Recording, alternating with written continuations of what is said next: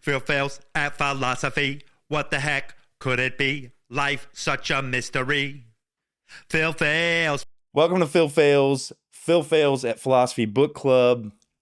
If you want to learn about why evil happens to good people, or even or why we shouldn't even ask that question, at all, or does evil happen to good people, or does good happen to evil people, or just watch this. We're going to talk about that. Yeah, it's a big question. Like, people ask this all the time. Yeah. But you were talking about Weber. But before, let's talk about the book. Let's do some of the intro stuff. Okay. This is the fifth question? We don't have to hold it up. I do that little thing. What is this, the fifth question? No, this is chapter 6. We're on the sixth question. Why do bad things happen to good people? Philosophy's Big Questions is the name of the book. Let me see the book. Yeah. Just read it. Comparing Buddhist and Western approaches. This is edited by Stephen M. Emanuel. We're on the sixth question, which is why does evil happen to, what's the byline? Why do bad things happen to good people? Yeah, there it is. Yeah.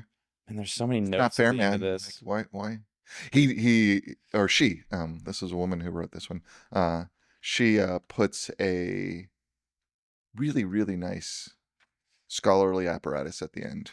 Says, the byline is, and none of us deserving the cruelty or the grace. Buddhism and the problem of evil. So why do bad things happen to good people? Yeah. We're going to talk about that. So stick around and enjoy this conversation. We should keep this handy. I didn't take notes. I did something new this time. You just read it raw. Well, what I did was I noticed that I always say in these episodes that I did something new. So I decided to do something new every time. Yeah. And the thing I did new this time was I just read it a couple times. Yeah. One time, I let the words just fall on, like almost like a sensor in a camera. Just let it hit the sensor. I didn't press record at any time. I never took a picture. I just let it all hit the sensor. Right. If my brain was a sensor. And then the second time I read it more like I'd read sentences over and over, but that led to me not finishing it the second time because I waited till such a long time to schedule this and then start reading it. Yeah, well, I think that, and you had a lot of other interviews this weekend, so you got a lot going on. I think in terms of this one, it definitely is an essay that lays out what it's arguing early. Yeah. And then most of what it does for the rest of it is reinforce it and really kind of take you down this path of seeing why what I think her main point is really does offer a Buddhist perspective and then unpack the nuances of that.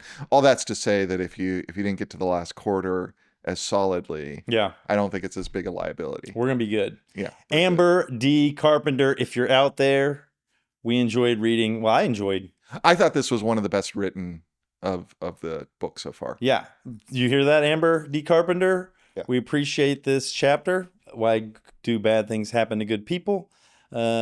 Reach out. Put something in the comments. I think it's really cool. I wonder about these people. You know, I researched the people that are written about. Right. But I've never researched the author. Yeah, I mean, there's the little bios in the back that give you a start, but it's clear that these folks are folks who are the folks doing the work right now to explore and understand Buddhist philosophy and in philosophy worlds. Amber D. Carpenter is an associate professor of philosophy at Yale in NUS College. What is NUS? I don't know. Her research interests span the ancient Greek and Indian philosophic traditions. She's the author of Indian Buddhist Philosophy, Persons Keeping Their Karma Together, which that's perfect for this. In The Moon Points Back, Analytic Philosophy and Asian Thought, which that's really... So she's got an article in a larger volume. Okay. Yeah. Which is perfect. Like just yesterday and over more than a few interviews, I've said this idea that we don't want to focus on the person's finger pointing at the moon. We want to both together. We want to follow that finger and both look at the moon. And it's also apropos because last night was a beautiful full moon. Was it? Oh, man. Man, I missed it. Huge full moon last night, and I thought, this is the perfect weekend to do interviews. I was so exhausted last night by the end of the day that You didn't see the I full missed moon. the moon. It'll be pretty full tonight. I too. hate when I miss a full moon. Ah, man. So disappointing. I stumbled upon it. Unjust. Yeah. You were wronged by the moon. Why does a good person like me Yeah. not get to see the moon every time it's beautiful? Yeah. Yeah. I like it when I stumble on a full moon. Sometimes I follow them, and I do follow the phase. Mhm. It goes quickly from the first quarter moon to full, I've noticed. It's just like but waxing crescent, it just takes forever. Huh. That's probably not true. It's just my experience. No, but that's your experience of time, and that's an interesting, curious space to discover as you like find your own personal rhythms around the lunar rhythms. Yeah. Max Weber. Yeah, Max Weber. I think we say Weber because he's German. Yeah. It's not Weber. And the reason we're talking about Max Weber is because she opens with this comment Weber makes, because Weber is one of the major early voices in sociology of religion, right? He's a sociologist. He's an economist. Yeah, sociology. Yeah. And sociologist. And he studies the problem of evil as a social fact. And I think part of what we might want to talk about is there's the problem of evil as a social fact and the problem of evil as kind of a theological, philosophical problem. Right? Yeah. And for Weber, they're tied together because Weber does investigate really how we engage with social systems through our rationality. That's part of what he's trying to understand. Is how does rationality develop as a social fact? That's where we get to the notion of bureaucratization, right? Because bureaucratization is part of how we embody rationalization in our social interactions. Yeah. Right? We create these systems which are reasonable to manage our interactions, and then we increasingly codify them. And so reason is a codifying and ordering of our social world for Weber. I watched videos on Weber, and what I noticed, it seemed like the videos all highlighted this one contribution, right, which he's was most famous for, which is your success or failure, which is great for this show. Phil Phails, talking about failure and success. Your success and failures based on whether or not you worked hard. Right. And if you worked hard, they almost tied that to religion because they used like this Protestant, like, was it Protestant? Yeah. So his most famous argument is laid out in The Protestant Ethic and the Spirit of Capitalism. Right. Keep in mind, he's not arguing for this idea. He's arguing that this idea is what allows capitalism to develop out of mercantilism. So there's a basic problem to make the move from a mercantile economic system to a capitalist economic system, right?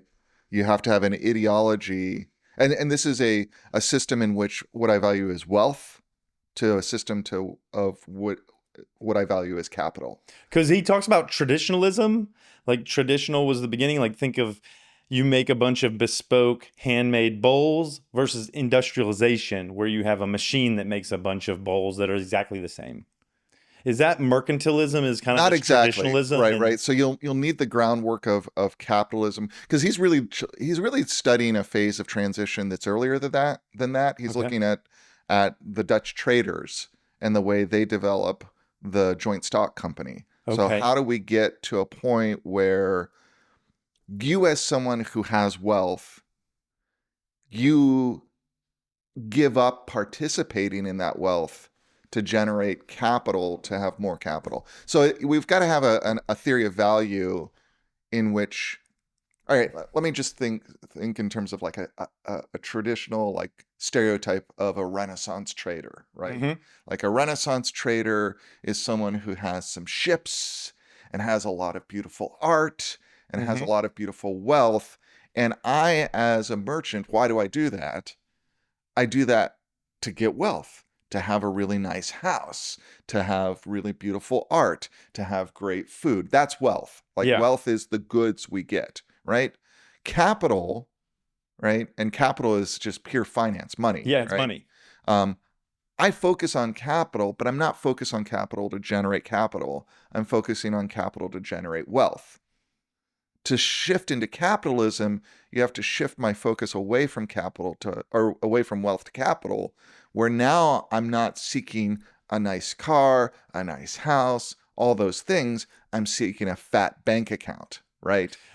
This is why I saw this example of, he did 2 lemonade stands, and each lemonade jar costs $1. Right. And you sell all 3. And so what do? You sell each one for $2, and Right. so you have $6. Do you buy 6 lemonade jars and sell those, or do you buy 3 more and then buy candy with the other $3? So what I take back from what you're saying is using all 6 of those dollars as capital to reinvest, Right. to then generate more, is this idea of you're not enriching your life on the first Right.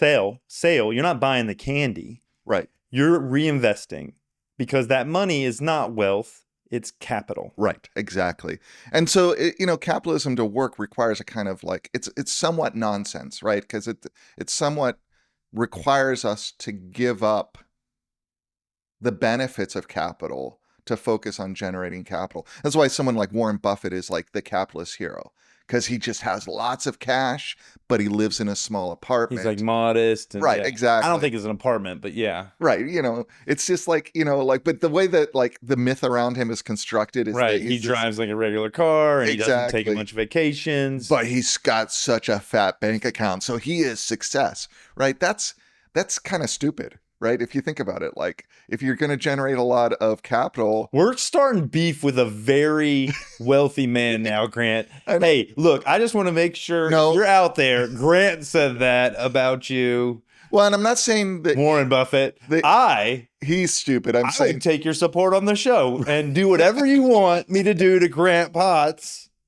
I'm saying the ideology, the like framework is kind of nonsense, right? Because it's it's about you like, generate to live a better life, Exactly. to have like, and not an extremely like, not. We see in the world a bunch of people who have just, I think, way crazy wealth. right, Like there's some level of wealth that I think is reasonable, and then there's another level that's like, man, that's right, no, Right. I don't think that that's what we should be doing. Yeah. But definitely championing this, like, don't use any of your money to enrich your life, doesn't seem healthy. right. Doesn't seem like the way we should be going. And so what Weber diagnoses, and this is somewhat contested, like his theory is, I think at this point, over 100 years old. Yeah. There's definitely been arguments against it being, usually the arguments are not that this doesn't happen, but that it's not the major chord that he thinks it is, that there's a lot of other factors that give rise to contemporary capitalism. But basically what he says is like, so at this time and point in what is today the Netherlands and Belgium, right? So in the Low Countries, where we see the joint stock company emerge as a form, as a social form, which really requires you to take your money, give it to someone else as an investor with the promise that you'll get more back. And, and there's risk involved, and the payoff is capital. It's not, and to create that sort of focus on capital, what he notices at the same time is the rise of Calvinism in those areas. Yeah, he's talking And about what Calvinism does is it creates this ideology and an anxiety, right? It's really driven by anxiety for him, where I want to be loved by God. I want to be one of the chosen. And then to be successful is to be well, it's a little trickier than that. Loved by God. Because there's a notion of predestination in Calvinism. So I don't know whether I'm one of the chosen or not. But there is this notion that that there will be fruits that kind of signal my chosenness. Yeah. Right. And so having a signal of value for myself that God loves me while living a modest Christian life of not participating in the gratuitous love of wealth, Yeah. but at least approaching it with moderation, he sees as driving this move from wealth to capital, that people are like, I need a fat bank account because it shows that I am loved by Loved God. by God. But I also know that I'm loved by God because I lead a modest life that doesn't take advantage of that capital to indulge in sensual Yes. goods, right? And this is where that's when we see, you Yeah. know, people, poor people, homeless people, there can be an idea that these people aren't chosen by God. right. They're heathens, they're sinful, and not like, oh, this is mental health. These are people that didn't have access to economic advantages. These are people that didn't have access to emotional and social advantages. These are people that didn't have geographic advantages. Yeah. I mean, this does, I think, lay the groundwork, and I think so. I think there's some value to his theory, because I also think, yeah, it lays the groundwork within that Protestant work ethic that poverty is a moral issue. That, like, Yeah. if you're impoverished, there's a moral failing that you're to blame. You're not doing, Which yeah. brings us to the heart of what's at this argument, right? About what Buddhism says about the problem of evil, right? Yeah. So she opens up by saying, like, he says karma is the most perfect, the perfect answer to the problem of evil Mm-hmm. as a kind of rational system. Yeah. And part of what she's then going to say is like, dude, there's a lot of ways to think about karma, right? And, Yep. and so Weber's making this kind of classic Orientalist mistake of thinking of the East as one thing and karma as one thing. Because karma was there before Buddhism, right? Definitely. It's started in Hindu traditions or Right. in... Well, in I mean, it's tricky because, But it's earlier than the Buddha. right, it's starting in the same traditions out of which Hinduism develops as we know it today. Because, you know, the Hinduism we know today is really a product of developments within South Asian religion and thought that are later than the development of Buddhism. Hmm. So the kind of way we frame Buddhism as growing out of Hinduism is not really helpful, I think, to understanding what happens, because we think of Hinduism as we have it today, and like many of your schools of Hinduism are articulating themselves as schools. Like Vedanta is a good example. Mm-hmm. Partly in response to Buddhism. Now, that doesn't mean those ideas aren't there, but the idea of putting together Yeah. a kind of school, putting together an ashram system, that clearly seems to be a response to developments in South Asian culture of like Buddhism. I mean, Okay. there's Jainism and other kind of schools that develop, but those kind of happen first, that are outside what will be kind of the unorthodox schools. In the way Hindus think about it later, is there's the orthodox schools and the unorthodox schools that don't accept the Vedas. Yeah, I think Right. what I'm getting at is that karma being But really it's there old, already. that it's really that old and kind of some kind of foundational or some, Right. you know, old school ideology, and it's kind of found its way into a bunch of these religions. Right. Jainism, it's at the heart of Buddhism. It's at the heart of their analysis. And then Hinduism. the Hindu schools, it's at the heart of it. And we do see a period of time, like if we look at the Vedic texts, which are our ancient Sanskrit texts, and we look at the earliest texts like the Rig Veda, there doesn't seem to be an idea of karma and rebirth there, right? There's not that kind of... Are karma and rebirth tied together? Mm-hmm. Because karma is not necessarily in this lifetime always. Right. I But think it can be. it can be, but I think if you're looking at it as a solution to the problem of evil, it's so easily invalidated. Like if you're confining that idea that you will reap what you sow Mm-hmm. to the human lifetime, you can find so many examples where you're like, no, that person, she sowed a lot of good and she reaped a lot of suffering. And so the only way we make sense of that is we say in a past lifetime, Right. So you did something and you're doing this life, this like this inner classic understanding, Western generational understanding of karma, which is not necessarily like there isn't ways this is articulated in in Asian texts. It's just that it's one way karma is articulated in Asian texts, which is what Weber's responding to. This sort of classic Western idea of karma is this kind of like, it's this solution to the problem of evil. It's that, this big infinite universe, and we're reborn into it over and over again. And so if it doesn't make sense why I am suffering this injustice when I'm a good person, You have to look back into your past life. I probably did something bad in the past. And that is definitely, like I said, it's a note. What she's saying is it's not the only way. And part of what she's trying to articulate is how fundamentally different Buddhist notions of karma are than that kind of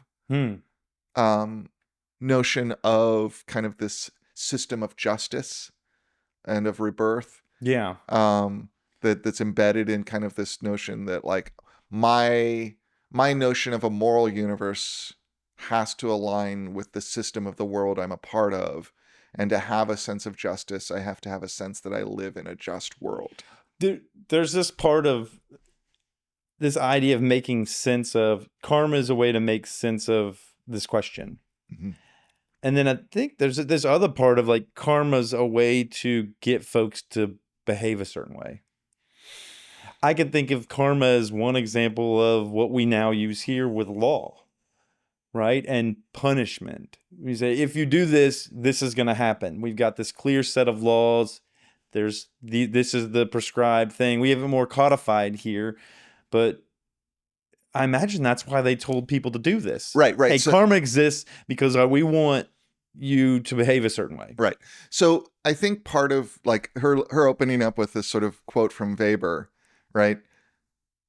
Weber's not trying to do what she's doing or what she's talking about Buddhism doing, which is to analyze the notion of karma and the problem of evil as a philosophical problem, right?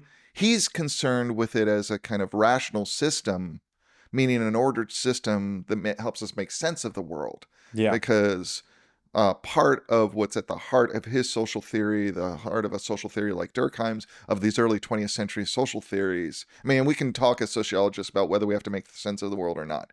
But the heart of it is that, like, in order for us to have a social world that works, ultimately, so that we can order ourselves with each other, we have to subordinate ourselves to that order. We've got to agree to laws. Laws work when everyone agrees. There has to be some level of consent on a fundamental level to be governed. You have to participate in authority. Right. And the notion is, in order for populations to consent to be governed, it has to make sense to them. Has to make sense. Right. They have to have a sense that it's a just system. Yeah. And that karma and rebirth, he says, again, rightly or wrongly, provides the type of system that allows for that governance to happen, right? That allows, whether we see it as governance from outside or self-governance as a community, however we can understand governance, we have to consent to be governed for that common order. And this is the ideology that makes sense to the masses. Right. And so he's looking at it that way. So it's a useful way to open up. And I think she's right. Like, there's a level at which that notion of karma that he gives in his work has become the Western notion of karma. What is the Western notion of karma? Can you articulate it? That karma and rebirth is about this large system of accounting for moral responsibility that resolves the idea that I am suffering unjustly by saying this is an accountability for some past wrong in a past life. And it seems to let your current life's situations off the hook. Because you look out there, here's what I mean by that. I look out into the world and I see a lot of examples of folks succeeding while doing evil. And folks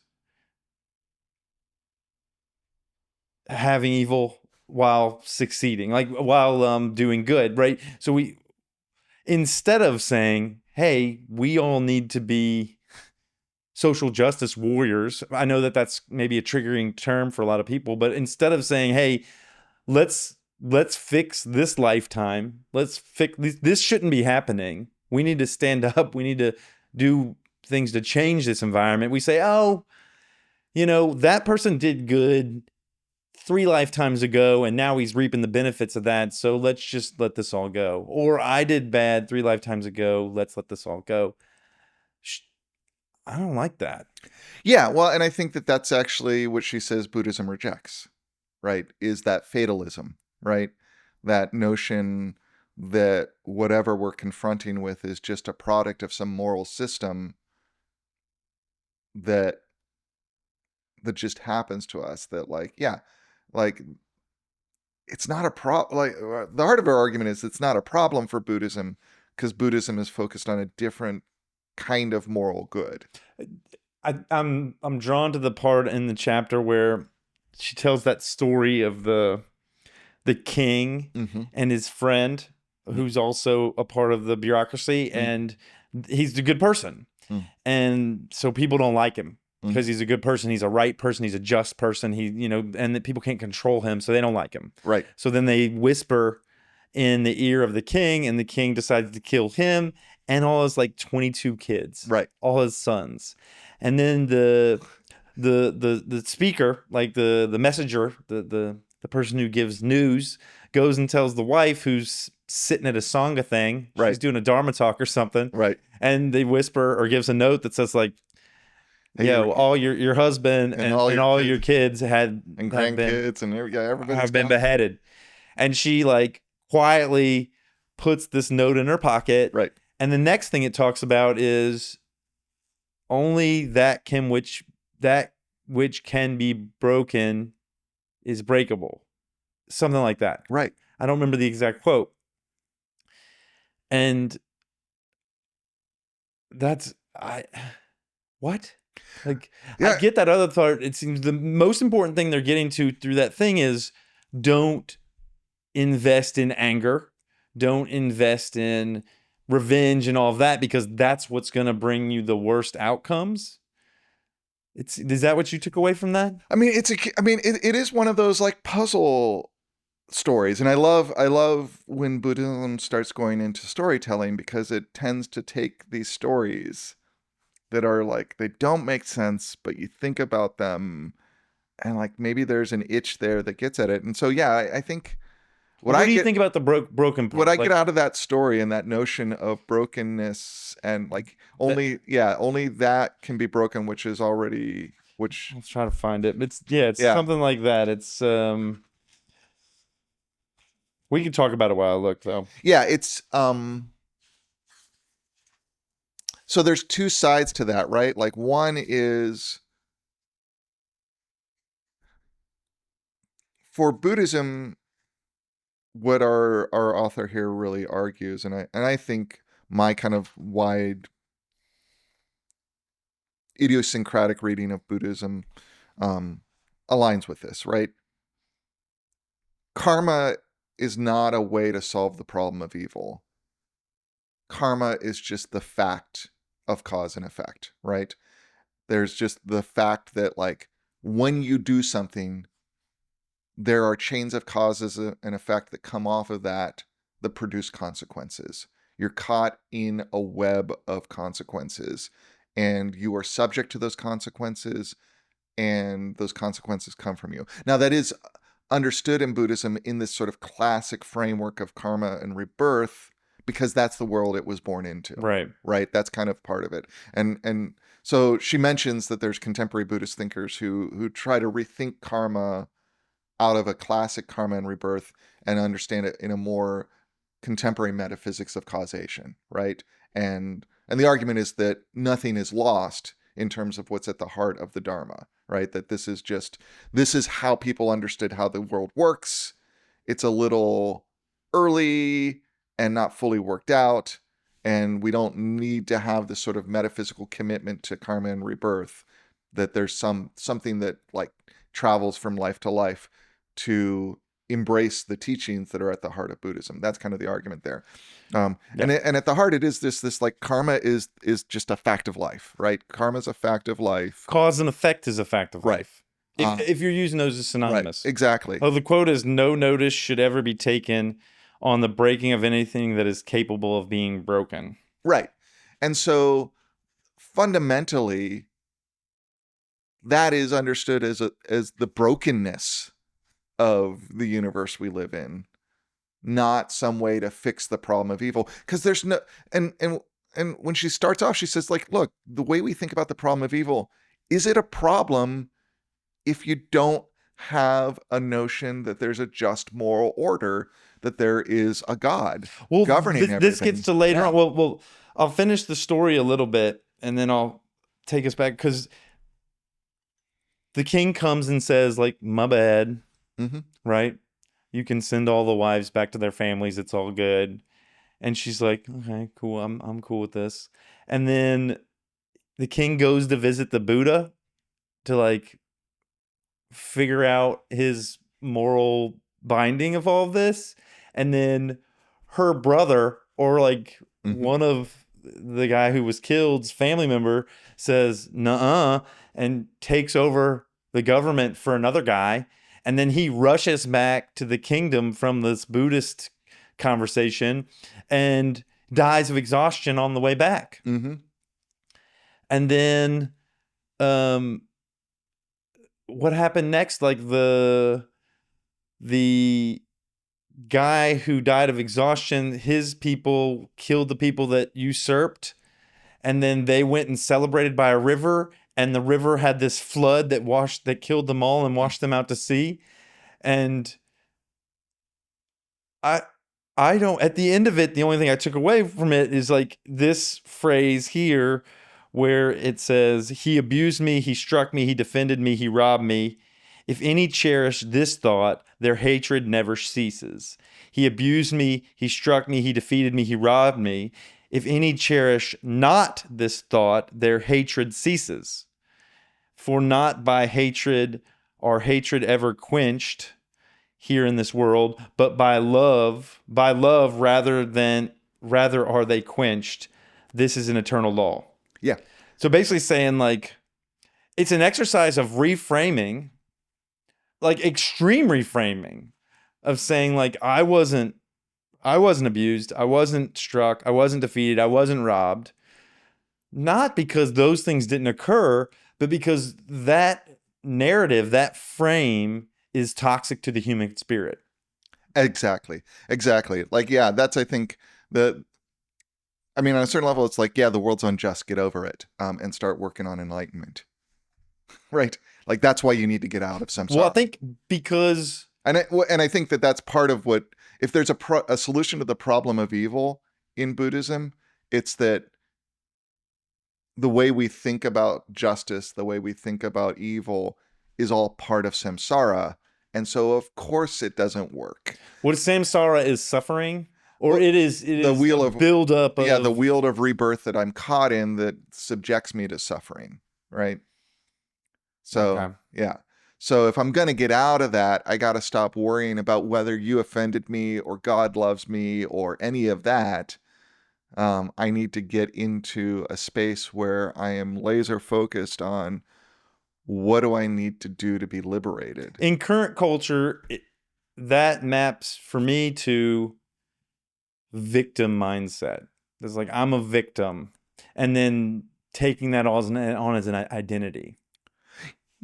Yeah, or because taking that on as an identity is to not move through it, and then to kind of right. But it's not even just about your injustice. It's about the injustice in the world, right? You know, it's not just about you being troubled, that you have suffered. That's why it's because to say that you're not victim blaming, to take on a victim position, like, I'm a victim, but in a world where we're all victims of the world. Because from a Buddhist context, to be a human is to suffer, right? And to suffer is to be a victim. Is to kind of have to be a victim of something. Can suffering occur without some effect of some other person? Well, I think that's the heart of it is, I think you're onto something. I said victim blaming earlier, but I didn't mean that. I meant No. to take on a victim position. Right. It's not, it's not blaming the victim. It's not. It's like I'm a victim and then taking on being a victim as an ideology. But I think it also includes you're a victim and I'm going to worked up about that. That is just as much a problem for Buddhism as I'm a victim and I'm going to get worked up about it. But because we're all victims. Right. It's seeing that particularity of our victimhood as something unique that needs addressed instead of the more general condition of suffering. Yeah, we're all suffering. And how do we get on with it? Right. How do you not make your suffering more important than mine? I had this thought the other day. I have this belief that I had a hard childhood. I had it when I was having my walk with Peppermint this morning. And I thought, why do I feel shame or guilt whenever I try to express it? And I thought, well, it's because it's easy for me to point to other people who had it worse. Right. And I think that's that idea that, man, we've all got this suffering. So why am I holding up my own suffering as some badge of, this is why I've got it hard. This is why you should give me a break, because I had this tremendous suffering in my past. Yeah. And I think the problem is we think about justice in terms of moral accountability instead of doing good. We think of justice. Say more about that.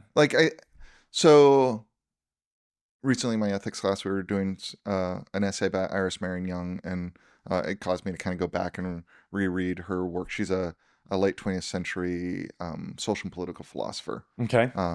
And she wrote, I think it's called Justice and the Politics of Difference is her main text. But what her argument ultimately, and she's thinking about social justice, right? Mm-hmm.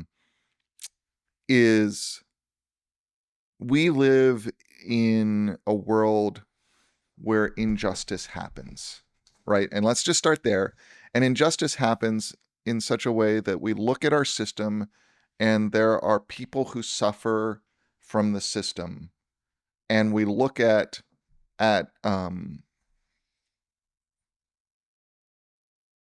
what produces that suffering, and it's the system itself. There's not a single actor we can blame. And she uses, when she builds her argument, she uses an example of like a single mom. I can't remember if I can get into this, all the details right, but a single mom who's trying to like get a job to raise her kids, and she can't get the job she needs to have time to also, like, she has to work 2 jobs. Yeah. And she has a huge commute, but she can't afford a car. Yeah. And it just keeps collapsing around her, even though she's doing everything she needs to do to be able to take care of herself and her kids. She just keeps failing. And there's nothing that's producing that failure except for a system of things that produce that for her. And at any point we can say, her boss is not paying her enough, but he's also in a system of having to account for, his taxes and everything, that's what he can afford, right? So faced with that unjust system, she says the fundamental problem that prevents us from addressing the injustice is that we're focused on a notion of justice that's rooted in blame, right? It's rooted in the notion that I owe you, I owe my society, I owe the world my moral good because I need to make up for a failing, right? Like I need to pay you more because I am wrong and I should be blamed for paying you less. My shame or my guilt. It's this shame-guilt notion of justice, right? And ultimately her argument is to abandon that and instead embrace what she calls political responsibility, and then does an analysis of how you think about what is your responsibility to do good. It's much more rooted in how you benefit from what's going on, your power to affect the world, your own subjugation to it, right? And how involved you are. So, and it ends up being a much more rich way of thinking about justice, because instead of saying, oh, it's this huge unjust system I need to fix, confronting the complicated aspect of it, trying to find someone to blame, ultimately that I think leads to things like, oh, it's the libs who are making this terrible. It's the, it's this group, it's that group, it's the bankers. And it's not that we don't have to see where there are bad actors, but that most of the bad action is a product of the system. So let's focus on the system. Who are you? Right? Well, The question is is there like, an idea that we all are supposed to have a certain thing? yeah, her notion is that That like, we're all supposed to have wealth? I mean, has that ever existed in the world? And is that what, when we come up with justice, right. what does that even mean? That means that Usually, we all share yeah, it's fairly right. resources. The resources are distributed through some notion of fairness. And instead of thinking in terms of that, thinking, how can I create justice as a good in the world? What can I do from my position, my power, my resources? This is like how you're using your agency and your locus of control. Right. And really focusing on your moral agency as an agent in the political system from wherever you are. What is it you can do?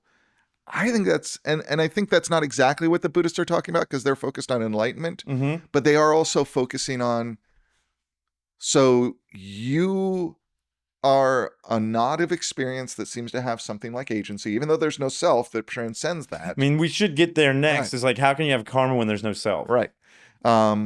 You're a knot of experience that can either be, going back to that quote, be like, oh, look at all this injustice, look at this, and get angry about it and get upset about it, or you can operate from loving kindness, right? You can say, all right, what is the good I can produce right now for the people around me?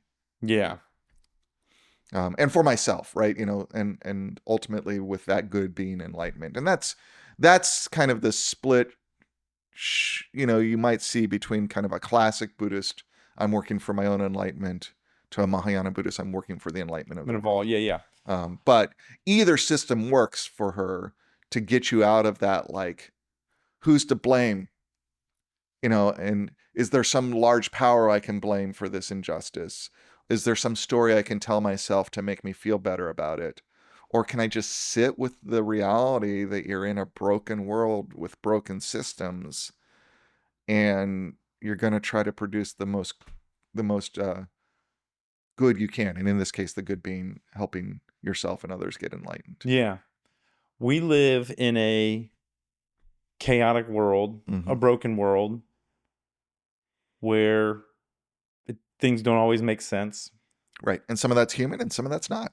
Some of it's... That's why the river is such a good, like, because initially it begins with human evil. Well, because those people poisoned the river in a past life or something. Right. But I mean, initially, like, sometimes we can be like, oh, well, there's bad people, we just need to fix the people. But then, you can do a whole lot of good, and a hurricane comes and wipes you out. Yeah. Yeah. Or earthquake. In movies, there's always this protagonist and antagonist, and sometimes which one's the good guy? Protagonist? The protagonist. Is good. The antagonist. Oh yeah, I think it's anti. Is tagonist mean guy? Protagonist, the good guy. Antagonist, anti-guy. No, it'd be a lot cooler if that's the notion that comes from, if I remember correctly, Aristotle's Rhetoric or Poetics, where he's looking at Greek tragedy. Agon means suffering. Okay, so he's the suffering guy who's suffering. The main character, right. But part of that is like man versus nature, right? And so it's like if you get man versus man under control, well, nature doesn't really care about man versus man struggles. Right. It's just going to come and do its will. But I mean, you could put man under the category of nature. We're all part of nature. I mean, that gets into this whole chaotic mess. Yeah. So why does evil happen to good people? Oh, the next thing I wanted to talk about is, how can we have karma if we don't have self? Right. And they talk about that for a little bit. And that one, so momentary particulars, we've got slices of things that occur. Cause and effect is a part of that, because the momentarily particulars impact each other in a way that we can't necessarily figure out, right? Because there's something in between cause and effect, but yet they don't really touch. If there's not a self and a memory, how does karma... So I die. We're going back to the thing I just released on, we talked about death. If I die, I'm this thing in this decaying body, and then I pop out of there and somehow go into another one. But I'm not self. I'm just whatever that is. I don't know what that is. Continuance. I'm continuance. Dude, this doesn't make any sense, man. There's nobody out there keeping score for every continuance. That just doesn't make any sense. I don't understand. Karma doesn't make any sense to me. There's not some theological scoreboard out there for all the billions of people that says like, oh, well, in lifetime 4, Phil stole a piece of candy from his brother, and now we're gonna have to make up for that one of these lifetimes. When can we get it in? So we have these like bean counters in the great beyond that are trying to dictate why. This just is nonsense. And that we as human beings will do anything to tell a story around what the heck's going on for us. And this is one of them. I'm just going to say wild things now. No, I mean, I think I can't disagree with you. I mean, well, I don't know I think I told you this story before on this pod. Maybe I didn't. So in my early 20s, did I talk about one? Where you made up that we actually just released that you made up your own idea of afterlife of karma in order to kind of like, because it didn't make sense. Because you couldn't believe it. Yeah, you tried to for 2 years, right? Live it, and then you're like, no, I can't keep doing this. It's a farce. But it precisely what you're talking about is the not making sense to me that I just couldn't get past. Like it just didn't make sense. There's just people trying to trick us all. Like, this is why we want the masses. There's just like people that have authority out there that are saying we want the masses to behave, and we need to give them some reason to behave. It's just like you said before. I think that's getting back into that structure of blame again. I think that it's just part of who we are. Like, I think actually it's good to teach kids to do good. Right. I want my daughters, I want myself, I want to do good in this world. Right. So I think there's two things happening at once, right? If we're going to come up with some ad hoc theory to explain what's going on. So ad hoc theory, I haven't worked this out. Yeah. It's probably a terrible argument. Right. But I think that on one level, in order to function with whatever we are as human beings, right? For a knot of experience or an eternal soul, whatever. Yeah. Like in this body, in this world, in order to function, we need to put together a map to operate in the world. We do. So we need to construct coherence for ourselves, right? Yeah. We need to make it make sense. Yes. And so we start to put together that picture. And on another level, in order to be human beings in community, to operate as human beings, we need love, right? We need goodness. We need to produce benefit for ourselves and others, right? So those two things are operating with us as human beings. Well, hold on. Let me slow you down there. We need love, which I don't really know what that means. We need communal social connection with others. And the desire to do good for ourselves and others, right? Altruism, something? Yeah, altruism is a good way. Yeah. Okay, what was the other thing we need? Yeah, I mean, I don't know what I said. You can back it up and look at it. Oh, that's okay. Yeah. But altruism, I think, is the heart of what I'm saying. We need to do good for ourselves and other people. Right. Probably for social ends, right? Right. It could be social ends. We could come up with another coherent story of evolution to make it make sense to us. But again, we need to make sense of that. And then on a certain level, we also have this fundamental experience of working together, coordinating our labor, which requires some level of commitment and accountability to each other. But we're getting screwed now. Wait. You're jumping ahead. Okay. Let me. Because I was with you. I think what you were talking about, I thought of hunter-gatherers. Right. Where every man on deck, all woman on deck, everybody was on deck, everybody was accountable to each other. Right. Whether that's true or not, it's a good story, right? But that's the story we have to operate, is that I can give the community my love, And the community will give me back something in return. And in return, I'll be taken care of because we all love each other. Because you're taking care of the community takes care of you. Right. And when I mentioned love before, you're like, I don't know what that means. But when that's because like we think of love as this like empty emotional, like, but I think love is trust, and trust is concrete, and trust isn't just like probably acceptance. Love is probably acceptance, but it's also and inclusion. But it's also concrete. Like, if I know I'm in a system of love, I know that you have obligations to me just as I have responsibility, accountability. Right. Yeah. So we have to have that. And then we mix all those three up, right? We start projecting that out into the universal order. We start, thinking about it. We have to, in order for this to make sense, we have to like, oh, this must be the case. And maybe this is something that happens at a level of development of human beings when we reach out from our immediate communities, right? Because when we look at karma and rebirth and what it emerges in the Vedic materials, it aligns with urbanization. It aligns with the period of time in northern India when you see a transition from small where you knew everybody in the tribe to like you don't know everybody. Larger complex societies. And when we get into larger complex society, and it's not that those small communities are great, it's that they're more in your face. Well, I just think when you know everybody, when you know who you're impacting, I wanted to say when you know you're screwing over, but I'm like, let's take all that passion out of it. I'm going to dial it down a little bit. Right. When you know who is impacted by your actions, I think it impacts the way you behave. When the person that's impacted is faceless, is nameless, it's easy to objectify them or just make them. And I don't want to like romanticize the small hunter-gatherer community or the village community, because when we look at those communities, they got their own problems. I'm sure they do. Right. But the difference is the problems are in your face, and so you can make sense of the problems because they're in your smaller face. System. Right. It's about the people. It's about the immediate interactions. It's not about these general principles of operating that are kind of blown out into this larger universal order. Yeah. So,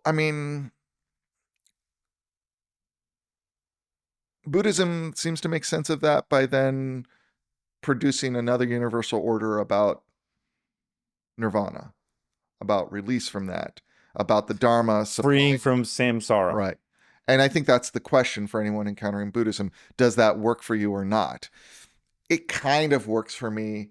It kind of doesn't. But that's why, if people ask me if I'm a Buddhist. You said you're not on the Buddhist train. I learn from Buddhism. I just released an episode where you said you weren't on the Buddhist train. I learn from Buddhism, but I think there's moves it makes that aren't necessary. I don't know if after I die I'm going to be reborn into some web of karma. I don't know if I'm going to go to heaven or hell. Like, all of these are irresolvables. And just because there is an ancient teacher who got a good following and codified a lot of other good ideas along with that doesn't mean I need to accept that any more than I need to accept, the heaven and hell narrative. But what I do know is that I am a creative being. That's true. That can produce justice in the world, right? Produce justice in the world. That if I do crave fairness, right? I think on a certain level, Buddhism says, give up that craving, right? That seems to be like, stop getting fixated on it. Don't try to create justice. Right. That creates a problem. And your man Thich Nhat Hanh diagnoses this. Right? I do like Thich Nhat Hanh. Yeah. And he is really one of the founders of engaged Buddhism. And the main argument from engaged Buddhists is that the tradition of Buddhism failed on justice. Well, Thich Nhat Hanh was at the peace accords, right? He Right. went with Martin Luther King to Yeah. France. And I mean, wanted to stop that and if you Vietnam read War. like Living Buddha, Living Christ, yeah. he's like, we had to encounter Christianity. And I think when he uses Christianity, we think Christianity, but I think you have to realize he's a Southeast Asian Buddhist looking at the Western world. Yeah. If you're a Southeast Asian Buddhist looking at the Western world is Christian. You and I are Christian. We live in a Christian culture. Yeah. Right? Just like when we look at Vietnamese culture, we can say, oh, it's a Buddhist culture. And there's a lot of diversity and there's people who, right, exactly. So he's talking about. You might as well say he encountered the West. Right. And that's synonymous with Christians. But he does see the Christian teaching as bringing this notion of justice. Now, I think there's a larger framework out of which this notion of justice comes than Christianity in the West. It's just that Christianity is the dominant aesthetic for it, for us in the modern West, right? I think it's there in Islam. I think it's there in Greek thought. I think it's there in Judaism. Like the Mediterranean basin really does develop this particular idea of justice. Mm-hmm. But he's like, but you know, we don't have that. There's no way Buddhism has developed to address injustice, social injustice. And then engaged Buddhists begin to say, well, how do we do that? How do we understand the way our tradition can reshape itself, right? And one of the nice things about Buddhism, if you're in that kind of reformist mind, is you've got this notion of successive turning of the wheels, right? That like in Mahayana Buddhism, that Buddhism comes, and that's the first turning of the wheel of the Dharma. And then later there's a second turning of the wheel of the Dharma in Mahayana Buddhism. So you can always say, well, we're undergoing a third turning. There'll be another turning of the wheel. And those are understood as not necessarily rejections of past teachings, right? Mahayana Buddhism is not, I think, trying to say, throw out what we learned from the Buddha and the classical texts of Buddhism, but let's deepen our understanding of what's going on there through our experience as a community. And I think that's what Thich Nhat Hanh is saying about justice. So yeah, I think there's a level at which if we say, give up that craving for justice,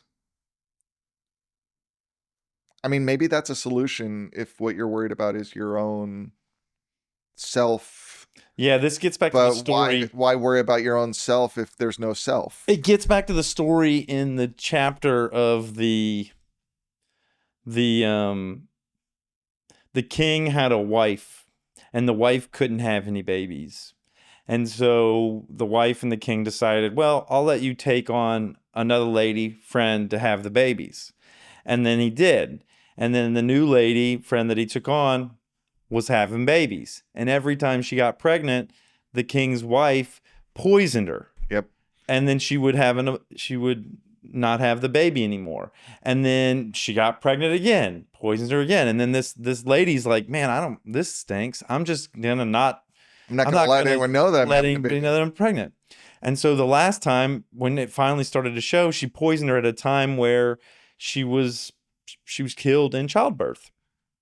And then she said, like, I'm gonna come back as somebody ogress that devours all your babies. And she came back as a cat. The king was angry about all his kids getting, killed. And so he abandoned his wife. We beat her up too and abandoned her. And then she dies and turns into a chicken, a hen, who has a bunch of chickens, and the cat eats all the baby chickens and then eats her. And then she comes back as a tigress, and the other one comes back as somebody who gets eaten by the tigress, and then one comes back as an ogress. So there's this, like, at the end of it, they end up at the Buddha. They, invariably these folks end up with the Buddha at some point in their because that's the Buddha's job, is to find people who are caught in the web of karma and rebirth and so teach them how to get out. And so the Buddha says, what you need to do is give your newborn baby to the ogress and let her hold this baby. And the lady's like, oh, she's been eating my babies forever. I'm not going to do that. But she does it. And then the ogress is like, oh, I kind of like this baby. I'm not going to eat this baby, but I'm still hungry. And the Buddha's like, well, lady, you need to make sure you feed this ogress. So then she invites her in and feeds her. Yeah. And so I guess this frees them both. Yeah. And, you know, and that I think is the teaching I resonate with, right? Is that there is something in those moments where we recognize our connection with each other, where the ogress recognizes the baby and the beauty of life Mm-hmm. and the connection to this other human being. Right. And that transcends this web of accountability for a past wrong that has turned into anger, right? And then the lady realizes... Like when I was reading that, I was thinking about like Hatfields and McCoys, right? These kind of cycles of violence, and justice doesn't work anymore, right? The eye for the eye. Right. Leaves everybody blind. Right. And so the only way to get out of that seems to be some form of loving kindness. And well, someone's got to have one eye. Right. And the other person's got to be like, hey, I'm going to leave you with all your eyes. Yeah. But the problem with that is that, like, it gets rid of accountability. Like, is there a way to have love and justice live together? I thought about it as this, like, you have to let go. You have to do the unexpected. Mm-hmm. You got to say, hey, I'm going to trust. I'm going to trust. Right. You have to trust. And you have to trust when there's no good reason to trust. No good reason to trust, because they've shown all along that they're going to eat your baby. The Buddha's like, put your baby in that baby-eating monster's hands. Right. And basically the Buddha's saying, like, either they're going to eat the baby or not, but they're always going to eat the baby. So whether you take like, the risk or not, you might as well take the risk. Yeah. We need to take the risk. Well, and it's almost like that person who's you never trust. And so then you always behave in a way that's untrusting. So they're always untrustworthy because you've almost imparted upon them that they are bad. And so if you just through raw, I don't know, determination say this person's trustworthy, I'm going to trust them, then they might take on the form of someone who... But it's getting rid of the worthy. You don't trust because they're worthy. You trust because it's the only way out. That's what the Buddha's saying. You trust because it's the only way out. Right. You have to trust people. Right. And it's not because they're worthy of your trust. It's because your trust... They're not worthy of your trust. Right. Your trust is a power you have to transcend karma and rebirth. And the trust is almost this like, when they feel the power of your trust, like Huey Lewis in the News, the power of love, the power of trust. And then when you get hit by it, you're like, wait a second, I just kind of want some porridge. Yeah. Yeah. And I think that's true. Like, I think I see that happen, like where people are fighting, like I have friends fighting and everybody's got good reasons to be mad at each other.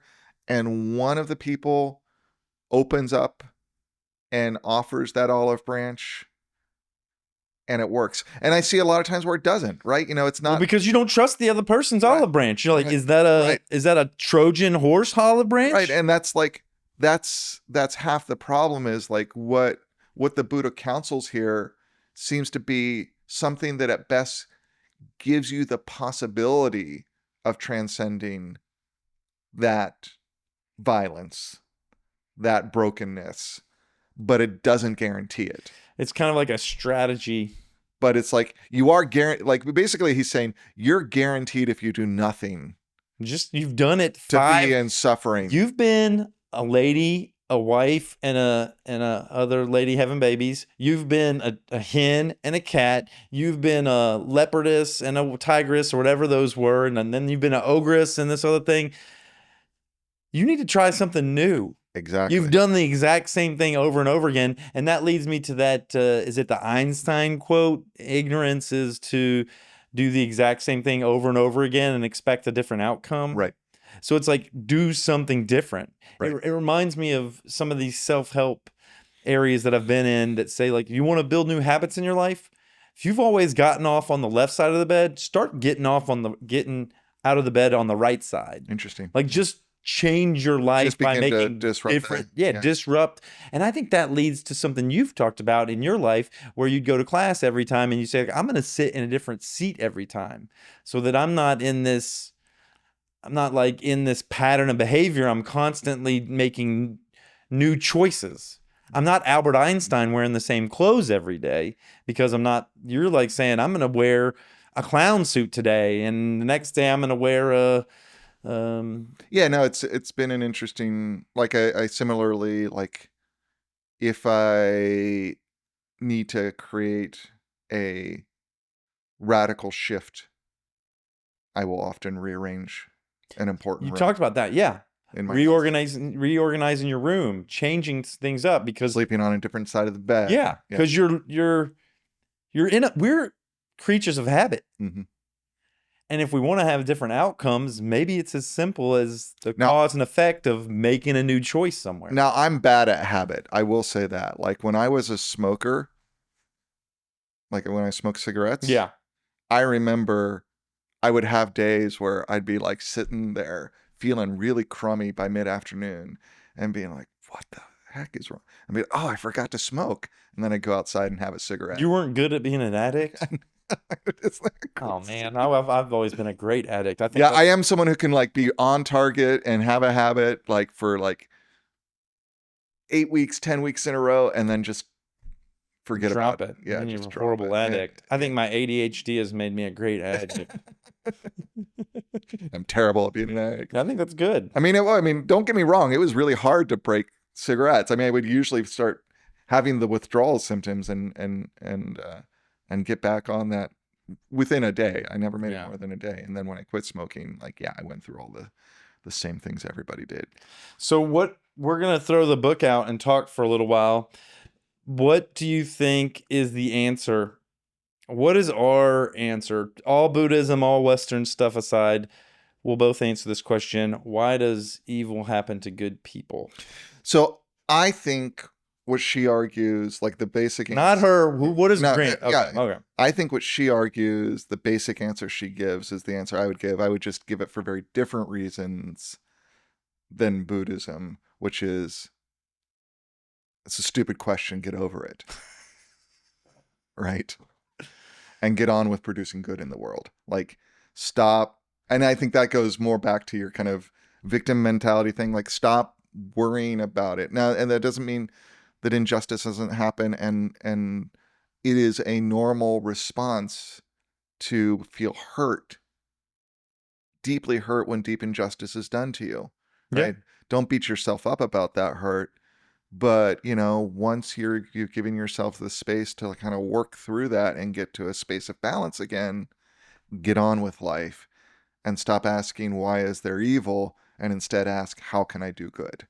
That's my answer. Yeah. Like, focus on doing good, stop worrying about why there's evil. Your answer is, this isn't even the question we should be asking. We should focus on, doing good in the world. Yeah. Which is, you mentioned Joe Rogan earlier. I saw a thing. I watched Joe Rogan, and he says in his podcast, he's like, focus on what you're doing and do the best as you can. Don't focus on the past. Don't focus on being good or bad or right or wrong or what failure you had in the past. You're doing something now. Give it all of your energy, give it all of your attention, all of your passion, all of your drive, and do the best as you can. Right. And through that, over and over and over again, that's what leads you to good work. That's what leads you to kind of, I don't want to say success, but definitely increasing your skills, increasing the productivity or the value that you can bring to the world through your art, whatever it is. Yeah, and I think, that focuses on like, what is the power I have to do? Now, I want to give a caveat to that. That doesn't mean I don't say, why is there evil? Why is there suffering? Why is out there? But that becomes more of a technical question, because if I can diagnose how this particular suffering, this particular evil happens, and I see how I have the power to change it, now I have a good way. I have a path to help produce more good in the world, right? Mm-hmm. So the danger of saying get over it, just do good, is you can stop focusing on the larger pictures, like the systematic injustices, right? I'm not saying that. I'm saying don't think about those as these cosmic systems of injustice. Right. Think of them as particular problems in the world that follow patterns. And if we understand those patterns better, then that gives us a greater technical skill to produce good. Right. Yeah. Which I think aligns with what you're saying, Joe Rogan was saying. But I think I give a stronger emphasis to like, don't just focus on yourself and kind of your immediate passion. You may find ways to do greater good that touches your passions, but is not that kind of Joseph Campbell follow your bliss thing, right?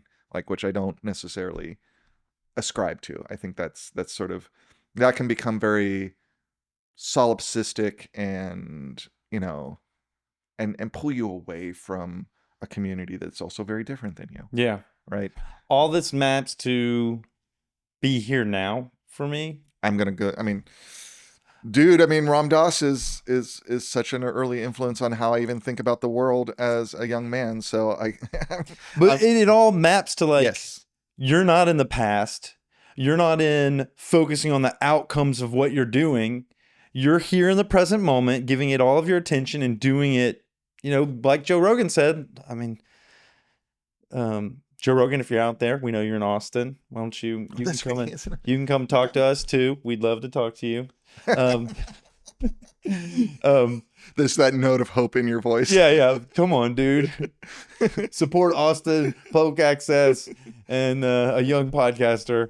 Come on the show. Anyway, be here now when you're not focusing on the past, when you're not focusing on, you know, did I do wrong? Did I do all that? You're in the present moment. That's mindfulness. That seems to be at the root of a lot of the things that I look into and a lot of the people that I talk to about living a happy life. It is like focus on the now. Yeah. And you were saying you love Ram Dass. He was foundational for you. Absolutely. And I continue to return to Ram Dass as a good source of wisdom. I mean, I think I resist a total kind of nowism.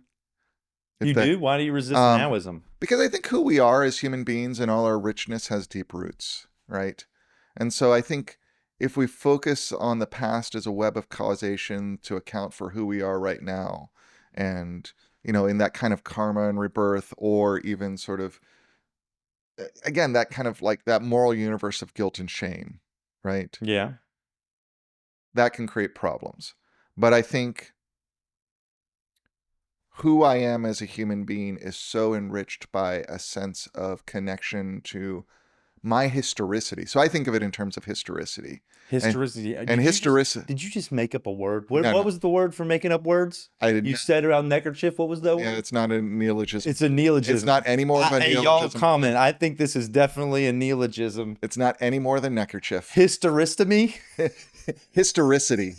So the historical nature, right? Okay, yeah. The historical nature of who we are is, on one level, to be a historical being means that I am a being who is in a single time, in a single place. I am here, I am now. We're all alive now. Right. But it's also that here and now is shaped by a past that is very real and has really shaped ancestry, history. Yeah. So I think there's a value to going into that depth to find a richer expression of who we are as human beings. What if your grandparents had a bunch of slaves and they made all their money off the backs of people in a real negative way, and now that's my historicity. That is an important history part of who you are. Yeah, I mean that is an important part of who you are as a human being, is working that out. Yeah. But what do you have to work out? Like, those were the decisions you made. That's a decision that your grandparents made. Right, but who you are. And let's just agree. I think, well, I'm going to propose that people were just worse people. As you go back in time, I think people were just worse people. Yeah, I mean, I believe in moral progress, so yes. Like, Yeah. I mean, I think we overemphasize So it. how much do I have to blame? What work do I have to do for this is the Again, seeds of your father type Yeah, of thing. again, if you're caught in the web of blame, then it gets all these problems that derail you from, I think, the real work, which is, even if you are not to blame for that, you are a beneficiary of that, Yeah. right? And that puts you in a position of power that you wouldn't have had without that. So what are you going to do with that power? What are you going to do in relationship to what your ancestors did? Now, that doesn't mean you necessarily need to feel guilty and go out and, overcome the injustice of racism. But as a beneficiary, you have a connection to that racism, and you might want to Make some decisions make some decisions that about how you balance things out. Yeah, exactly. That's that quote to those who are given much responsibility is, I don't remember the exact quote, but if you have a lot, you need to kind of take responsibility a lot socially. Yeah, exactly. And I think that's true. I think that like, if I am benefiting from injustice, I should attend to that injustice if I have the power to do so. Yeah. Um That makes sense to me. yeah. And yeah. Yeah. Okay. I'm going to answer this question. Let's see. Why does evil happen to good people? Why does good happen to evil people? The first thing that comes up to me is just this question of like, what is evil? Like, how do we even, in a moment, define something as good or bad in a world where things change over time? Like our perception of that's Peppermint. Mhm. You good, Peppermint? Come here, girl. Over time, what occurred can change. Like its meaning or its anyway, so there's that. And then when I put that aside, why does evil happen to good people?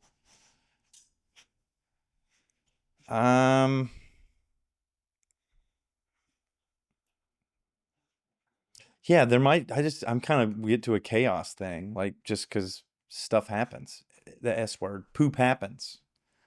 Yeah, I Like think it's if just I like had to answer the question, I would be with you. Yeah, poop absolutely. happens, and that's just the way it is. And This seems to be the world we live in, is a world where bad things happen to good people. yeah, and what might today be perceived as them getting away with it 5-10 years down the road, they might not be getting away with it anymore. Right. Like we've got these stories of, whether it's Bill Cosby or, I don't want to call out a bunch of people, but especially now, it seems like we're looking with more of a microscope at the behaviors of the people in power.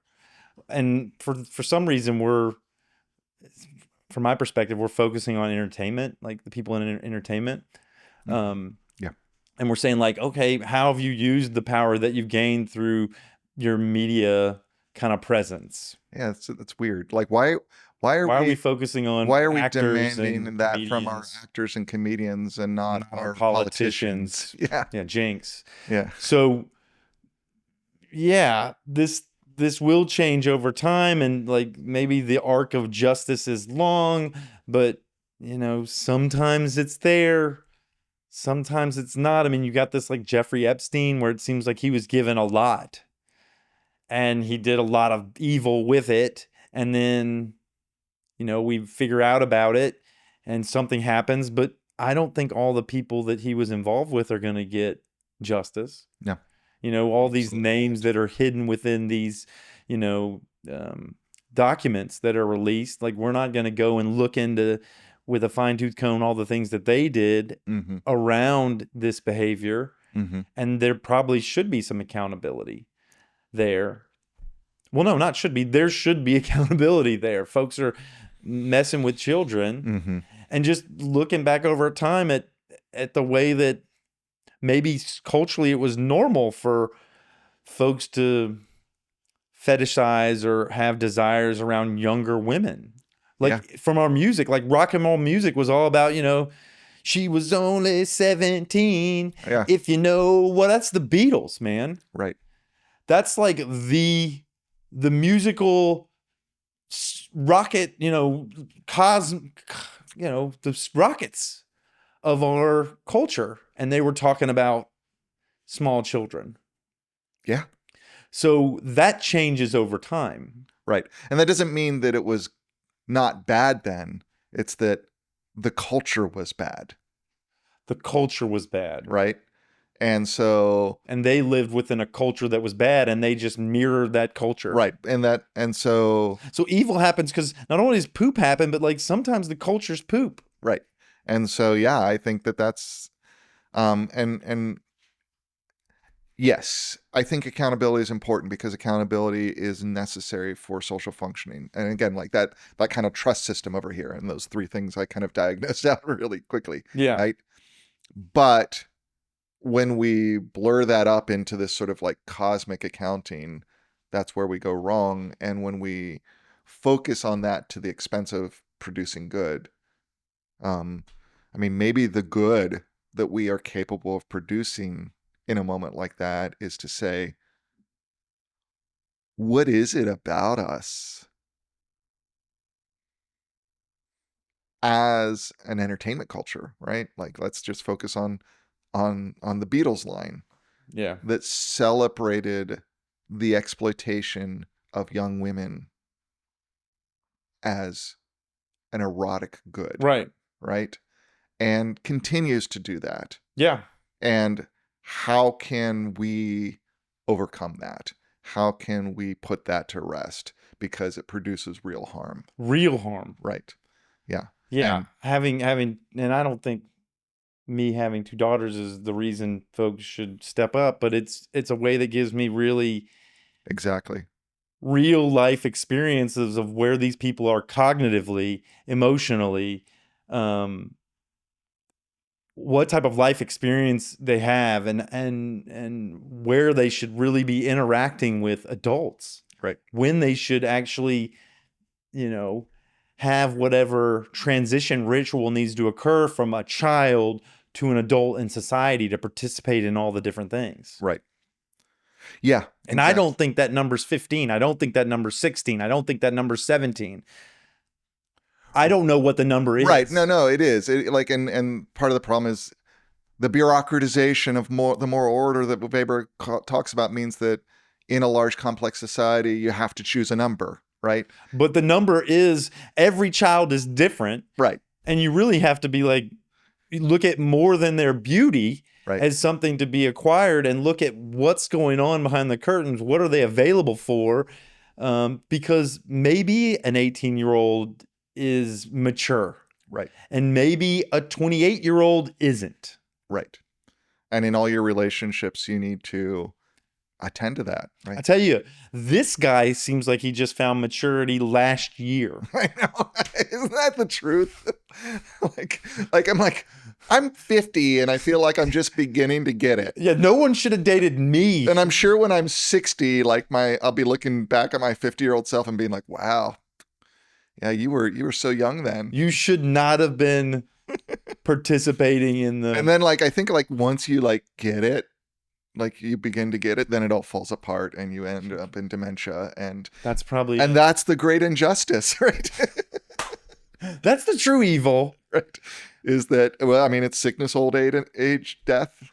Those are the three sites in the Buddha. Buddhism. The Buddha saw he went out on that carriage, right? The wealthy Buddha. And I think that the fact is we spend our whole lives working to be good. It's not to get any more reward than the good itself we produce. I want to be successful. Yeah. But I think then it's a question of how are you defining success? Yeah. I mean, there's nothing wrong with wanting to be successful if success is a signal of your ability to produce good for yourself and others. Yeah. Right.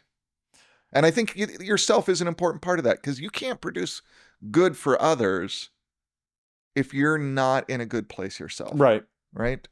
One word that's come up as we've talked about, especially you making up that word that had history in it. Historicity. That word. Look it up. It's a real word. Neologism. I had this thought of reframing. And I've had this thought for a while as we've been talking. And I had it yesterday talking to James Ochoa because he had this whole resource or this process around mining the gemstones of your past, which was essentially reframing your experiences. Mm-hmm. Because that history, it matters how you view it. Mm-hmm. It matters how you frame it. It matters the stories you tell yourself about yourself are going to impact the way you move into your next self. Yeah, absolutely. Well, and I'll give you an example of this that's not personal, but is academic, right? And it's about understanding American religious history. There's a volume that was edited that I read early in my graduate training as a scholar of religion called Rethinking American Religion. It was edited by Thomas Tweed, and it's kind of like this. It's a series of essays by a bunch of different scholars who say we've told the story of American history as the Pilgrims coming and religion spreading west. What if we tell other stories? What happens if we reframe this on a fundamental level? So there's an essay that says, what if we think about American religion from the perspective of the way the West Coast is settled religiously and how that spreads east? What if we look at it as coming from the border with Mexico and spread? And religion and American religious history looks fundamentally different with each of those reframings, right? And there's a number of different experiments that are just kind of like rethinking how we tell this story. Yeah. This big story about who we are. Yeah, as a people. And then that is so potent. And I'm trying to think of the volume I read recently that was basically just looking at American history from the perspective of marginalized groups, right? Like where you center the history. Yeah, I think it's not like including the history, but making that the center. Right. And it's not that that's the real story and this isn't. It's that this is the stories that's been told. So if we tell this story, we have a very different view. Let's balance it out. Right. And the fundamental difference, of course, in that marginalized group retelling is to tell that story for real. You have to tell the story of marginalization, not from the perspective of what was done to a marginalized people, but what they did with the situation they're in. So it restores agency, right? Yeah. To the story. Well, you could tell the story of Christianity from the perspective of the Native Americans or the First Nation. Another great book recently that's a reframing book I had was Indigenous Continent. And he's a historian of Native American history. And it's like, instead of centering the history of America on us, it's telling the history of America up to, I think, like the 19th century, where the center of the narrative is the experience of indigenous peoples. And what you see more than anything else, especially with the Iroquois League, mm-hmm. which was an imperial power that existed for hundreds of years and was a major political rival to the early colonies, right? And we don't tell the story that way. We tell it as if it's just this sort of like weak. And there's almost this subtext of like, well, of course they lost because they were primitive, they were weak, etc. But when you recenter it, it's like, no, this was a complex, well-developed civilization that had this invasive force on its coast. Yeah. And it's just like the diseases and sicknesses they brought with them. Right. And there's a whole bunch of, and by all accounts, if you read that book, it looks like history should have lent itself to the Iroquois League. Like they were in the position of power for so long. And it's just a number of contingencies, right? Yeah. A number of things that are not about these two groups, but about the situations around them that ultimately result in the collapse of that civilization in the face of the advance of the colonies, right? That there's a very different story. I think that's the important thing. We have a system where history is told by the winner. Right. And in the end, And it doesn't have to be that way. That's just No, how it doesn't have to be that way. we That's just the told way it. it's been. Right. And that's because we as a people want to be winners. Right. And so we want to tell the stories of the successes. Right. And I think it goes back to what you were saying about that kind of victim space. Yeah. When I read Indigenous Continent, it was very clear that part of what he was sorting out was like, yeah, there's real victimization that happens. There's that's not what this is about. But that if we try to tell the story of Indigenous America as we've even told it as a kind of apologetic that's criticizing Western expansionism, it's still a story that is primarily a story about victimization, and it robs that entire set of people of agency. Mm-hmm. And instead telling it about the story as a set of very powerful agents who build political systems, right? And made political choices. systems that deeply shape our democratic system, right? You know, the Iroquois League is a major influence on our Constitution. Really? I didn't realize that. Yeah. And so, yeah, I mean, our founding fathers are looking for resources, and yeah, they're going to ancient Greece, but they're also going to what they're learning about this major political power that they're doing business with. So, and we erase that when we try to inscribe it as just a story of victimhood. Yeah. So that reframing is important. Sorry to go on a big tangent. Yeah, no. Reframing, I think, is really important. Yeah. I've learned that as I've gotten older. Where did I get that? I think I got it when I was doing neuro-linguistic programming. Yeah. Which is, it's got a lot of different views on it, and it's gone through a lot of wheels, turning of the wheels to go back to Buddhism. And I entered into neuro-linguistic programming during a turn of the wheel where it was really focused on psychology, psychotherapy. And so all the things I learned were about Virginia Satir and Milton H. Erickson and Fritz Perls, which are the three people that they modeled NLP on. And I think it was Virginia Satir who talked a lot about reframing and the power it had to really change one's life. Because, well, you take that, there's this idea of you've got this past, you've got this history. You can let it be a burden to you and carry it on your back your whole life and let it keep you down and keep you like ashamed or guilty or, you know, oh, this woe is me.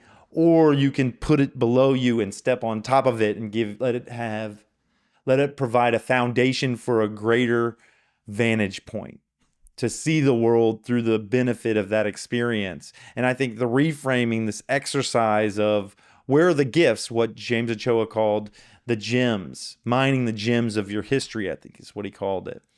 That's probably an important practice or an important part of maturation.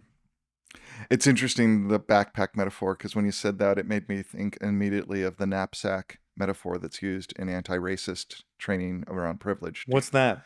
So, I mean, it's an analogy that like helps people recognize like privilege, right? And it's that like, you know, as you go through your life, you get these things that go into your knapsack and you have those and other people don't, right? But there's a level in which when you recognize that privilege, it can become a burden because it's weighed down with guilt. Yeah. And again, like I don't want to undermine sort of really attending to the injustices that bring you to a place of privilege. But you have that privilege, right? And you can be weighed down with it.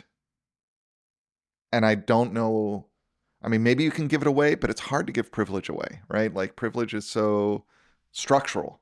Well, but the question then is like, what are you going to do with it? Can two cis white males talk about privilege in a world where that's the overwhelming majority?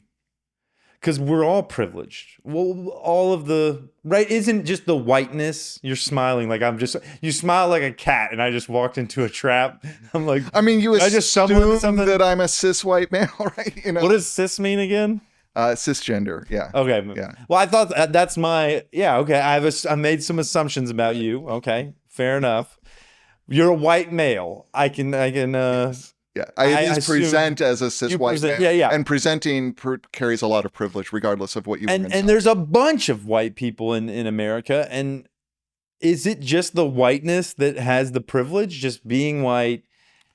So, but your question is, can two cis white males do what?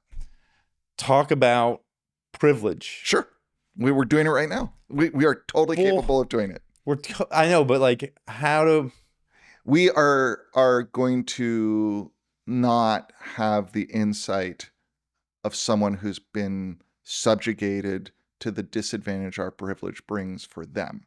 So we have information, we have insight, we have experience that is lacking what someone who has suffered oppression has. Yeah. Right. And we can potentially get at that in moments of oppression we've experienced in a variety of ways, but it's not the same as systematic oppression. So yes, yeah, I think that's true. That doesn't mean we can't talk about it. We can talk about it, but we're But gonna I be, think- we're I not think- gonna have the richness of awareness and experience Right. that would like really. And we need to check it. I do We think need to that's check it. true, right? Like there's a level at which like, yeah, but at the same time, I don't know what to do with that except to try to exercise it to do good. Part of exercising it to do good is learning to shut up and listen Yeah. when I'm in a space where people who have that experience can talk to me. Yeah. Right. That's not this space right now because it's just you and I in the room. Yeah. Right. Can I? I'm gonna ask a couple. I was gonna ask if I could ask them, but I'm just gonna ask them a couple questions that I think could be horrible questions, Sure. or could lead us to horrible. That could lead some people to horrible places. Right. By horrible, I mean like racist. Is it possible that minorities, when entered into a system when there is a majority, are just naturally oppressed? By oppressed just means they're not treated in the same way the majority's treated, because the majority having a majority will always exercise that to their benefit. So what you're asking is can we get over social systems which produce oppression because inevitably I wonder if the melting pot is good for all the people. the majority is going to produce that oppression? I don't know about produce. I'll get stuck on that word. I just think it's natural for in-group, out-group, for a group to kind of want to have resources. And I don't think it always necessarily happens in a malicious way. I don't know how it happens. I'm all proposing this and also wanting to not. Yeah, no, I mean, I think I get what you're saying is like there's groups, there's in-group, out-group, There's in-group, out-group. When you have a melting pot, and then you have just like when identities. Neanderthals would encounter other Neanderthals, there'd always be fear and skepticism and like a lot of protective and guarding natures. And so now we have all people coming from everywhere. And so I'm going to propose right now, delicately and wanting to be made wrong or to be educated or to I've got an open mind about this. But my initial thought is like, putting a bunch of Neanderthal groups where the guiding principle is fear everybody that's not your group, protect and guard resources for your group, and now you have people from everywhere. I would think that would just heighten anxiety, heighten defensiveness, heighten kind of a fear response, close down some of those systems, Right. and increase tribalism. Right. But we don't have to do that. One, I mean, even when we use the term tribalism, it reveals how much this is a story that comes out of our own colonial history as much as some natural order. Okay. Because we use that tribalism to say this is some primitive way of being, but yet our ethnographic record is that tribes are not tribal in the way we think of tribal. There's a lot of complexity to how small indigenous groups relate to outside groups. Some are very defensive. There's diversity. Some of them are very and that open. was the same for Native, Right, exactly. First Nation folks. Some of them were more Right. So collaborative, and then some of them So were this more... idea that somehow our natural condition is a state of war against war, of all against all, except for our little in groups. That's a choice we're making. It's not as a culture. It's not a rule. Right. So I think we can have identities that are not just the larger identity we're a part of, but we also have to sort out our identity as a larger group. And whether that's an identity as a human being, as a nation, like, etc. I mean, I do think that's why thinking through carefully, understanding just because we wrote out a universal declaration of human rights doesn't mean we got it. Right. How we value ourselves as human beings with other human beings. Because human groups aren't going and reading all those documents and going, okay, well, that means I need to create a friend group and a social group this way. Because I think we do naturally have groups grouping together based on their... Yeah, but that natural grouping is so small, it's not operational on the level of identity in which we see the problems. Like that natural grouping is like 200 or less people, right? And so the identities we get caught up with as tribal identities aren't like, and that's a cognitive problem that we were talking about information management and trust, right? Yeah. Right? We've just substituted these other identities as some sort of larger trust system when, yeah, I mean, like, I do think to a certain extent, our moral life is in the communities we live in, right? And that includes helping our communities live better lives with other communities. But that's a very small community. That is the people that you have. That's you, right? Moral life begins with how I treat you. But look, the neighborhood we live in, like, we don't have access. I want more Black friends. I want more friends of other ethnicities. But when I go for a walk with Peppermint, I don't encounter those people. Right. When I do meet them, I want to be friends with them. There's this guy, I was riding my bike around Lady Bird Johnson Lake. And there's a Black guy that I met, and he like passed me, and then I passed him, and then I rode up next to him, and I started a conversation, and we talked like for a long ride. And then we texted back and forth for a while about riding again or like going climbing, and nothing ever happened. And I really wanted to have a relationship, not because I need relationships with Black people, but I just want friends. And he seemed like a cool person. And it would just happen to be that he's a person of color. But that was the one very minority experience I've had where I've even like butted up against another, race, and then had an opportunity to say, hey, will you be friends with me? Yep. I mean, it's not as easy as... No, and I was just going to say, I mean, residential segregation is a reality we live in. From redlining. From a history of redlining. Yeah. And it's still there. And active, like, you get the crest... Oh, no, you're down here in Brentwood. I'm in Brentwood. Yeah. Yeah, the Crestview Neighborhood Association, which I'm trying to work with, but like... They keep putting out all this sort of stuff that's like, we have to protect our neighborhood. And it's this like weirdly coded language that seems to be like, hey, we got a wealthy white neighborhood. Let's not let density come in and destroy that for us. Right? Let's talk about that for a second. There's a NIMBYism. Density is something that you're making synonymous with lower class or more diversity ethnically, or what are you making that? No, density does contribute to economic diversity within a neighborhood. I mean, that's a well established. Okay. Yeah, because but it also contributes to when you have more density, you have, I would assume, an increase in aggression. Nope. You don't think so? Nope. I mean, there's some rats in a cage that say that, but when we actually look at the history and the facts around urban development, there's no evidence of that. We don't see density leading to higher rates of crime. You might have more incidents of crime because you have more people, but that's different than we just have more opportunities for conflict.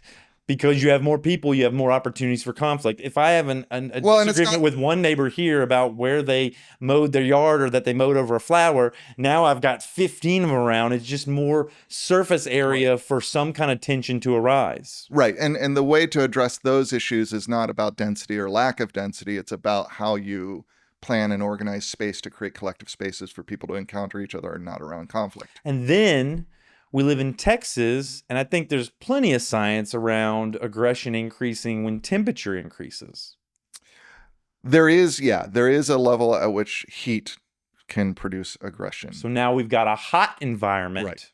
and we're putting more people in it.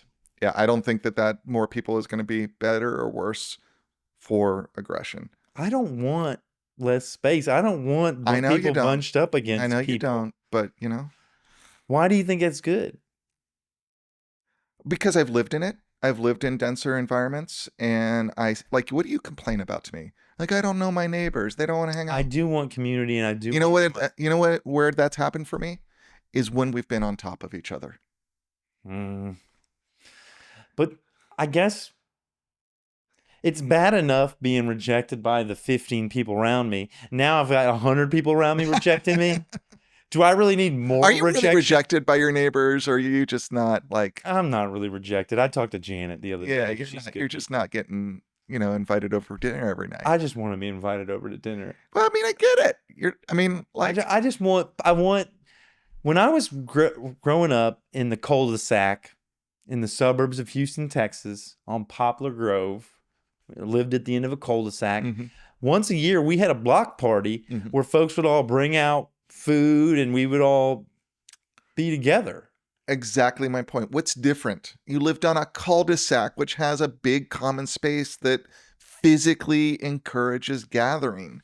It's that lack of where are you finding community? You're finding community when you take your dog to the park. So, which, have I told you about what's going on there? No. I got beef at the park now, so now I don't even go hang out with those people. I just walk by them and say good morning, and then just keep walking. What'd you get beef for? So when do I want this on camera? I'll share the beef I got. I'm not going to say any names, but what I will share is when the season changed, all of the adult squirrels started having baby squirrels, and all the baby squirrels are kind of not as good at squirreling. So my dog's like, hey, I've got a German short hair pointer, a rescue dog. Squirrel. She's like, squirrel, that's food. And not as good at squirreling. That means more apt to get got, for lack of better terms. But so she stopped being obedient. So she would run off and focus on these trees and focus on squirrels and birds. And I couldn't get her to recall. She just wasn't being obedient to the level that I needed her to be in a space that's not off leash. We all use that park as an off leash park through. Right. And the people who are using it know that you got to have the dogs be really good. I think that's my belief, is that those dogs need to be really good in order to have that privilege. Or else someone's going to come along and start calling in the off leash. They need to recall. When I call them, they need to come to me. If I tell them not to go somewhere, they need not to go somewhere. So what'd you get beef for? I'm getting there. So this guy that was at the park, well, first thing he did was he would just say, let your dog off the leash. And I'd be like, no, I'm not letting my dog off the leash. And I said it multiple times I was there. Every time he would say, let your dog off the leash. And I would explain why. And then he started saying I was rough with my dog because when she wanted to get off the leash, I would kind of jerk her. She's got a martingale collar, which doesn't choke, but it restricts around the neck in order to tell them, hey, stop doing what you're doing. And I would jerk on it. And he started saying that I was rough and using this terminology that kind of put me in a negative kind of behavior towards my dog. And I didn't like that. And then one day he started training my dog to give the paw, paw or something, and giving her treats. And I was like, hey, dude, don't do that. My daughters were doing that. I think paw is a ridiculous thing to train your dog to do. It has no real social, benefit. That dog walked through poop and urine and all this stuff. And I don't even like folks in my house with shoes on. I don't mind you being in the house with shoes on, but I've adopted like no shoes in the house because, you're outside. There's all kind of stuff. And now you're going to let that dirty animal paw in your hand. And then you're going to shake my hand and do what? I don't think paw is a great thing to teach. And so I asked him not to do that.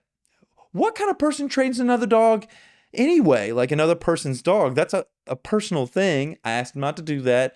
He's made a couple statements around like, oh, dogs can learn a bunch of different things and kind of like, and I was like, anyway, don't do it. And then the next thing, I just asked him to stop giving my dog treats because it just sounds like you're handling this the way you should be, except for why do you avoid the park now? It's just one bad actor. Well, because I went up to the group that he's in and he's been going there a long time. And when I went up to the group, he immediately leaves. And then it seems like the conversation's cold and then other people immediately leave. And so it's like, it seems like I'm now the outsider. Gotcha. In my mind, I think, oh, he's poisoned the well by communicating to these other people his perspective on the way I'm interacting with my dog.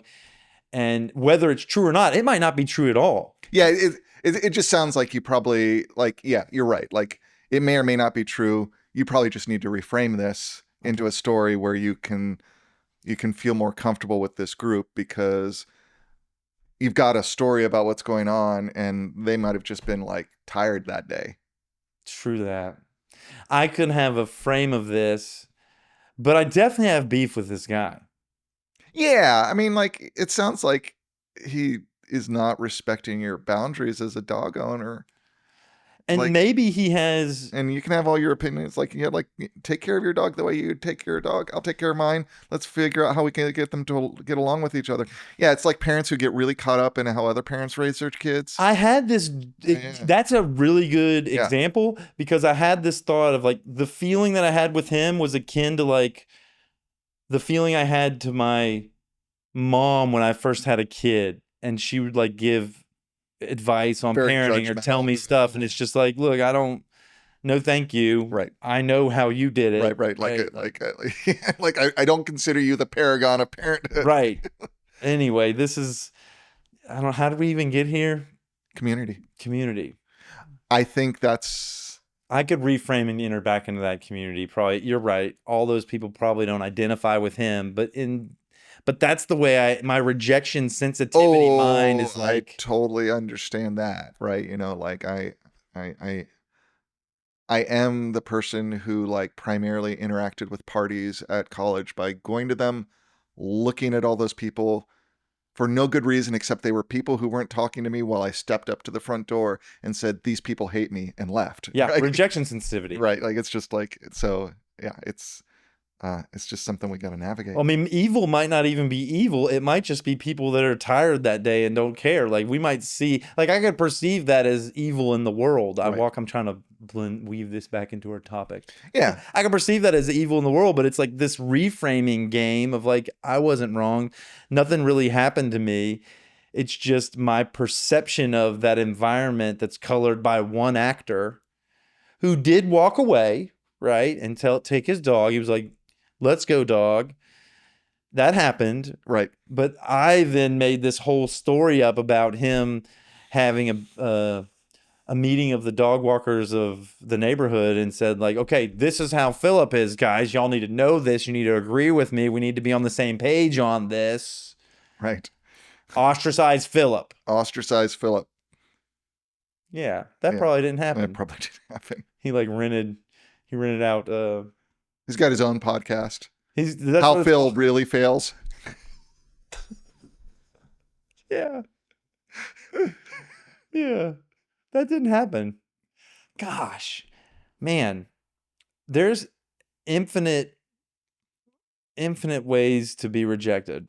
There are. That is true. In my mind. To experience rejection.